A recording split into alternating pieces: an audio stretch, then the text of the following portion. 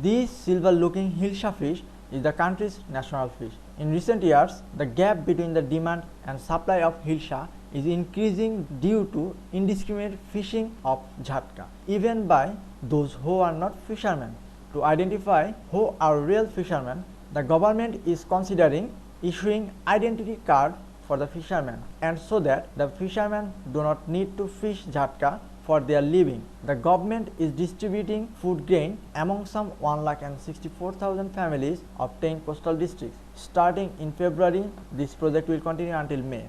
প্রকৃত মৎস্যজীবীদের একটা তালিকা আমরা তৈরি করব এবং তাদেরকে পরিচয়পত্র দেব।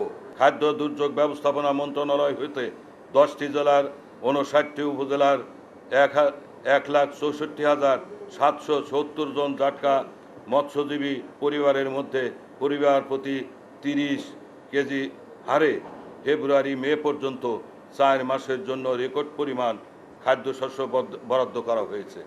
The government has some other plans to preserve the Hilsa fish. জাটকা আহরণ বা নিধন প্রতিরোধ করার জন্য ইতিমধ্যে কতগুলো যুগান্তকারী পদক্ষেপ গ্রহণ করে মৎস্য সংরক্ষণ আইন 1950 এ নতুন ধারা সংযোজন করা হয়েছে। সরকার ঘোষিত 4টি অভয়াশ্রম এলাকায় নদ নদীসমূহে বৎসরে সংশ্লিষ্ট নির্দিষ্ট সময়ে সকল প্রকার মাছ ধরাও নিষিদ্ধ করা হয়েছে। এই সকল অভয়াশ্রমের মোট দৈর্ঘ্য 330 কিলোমিটার।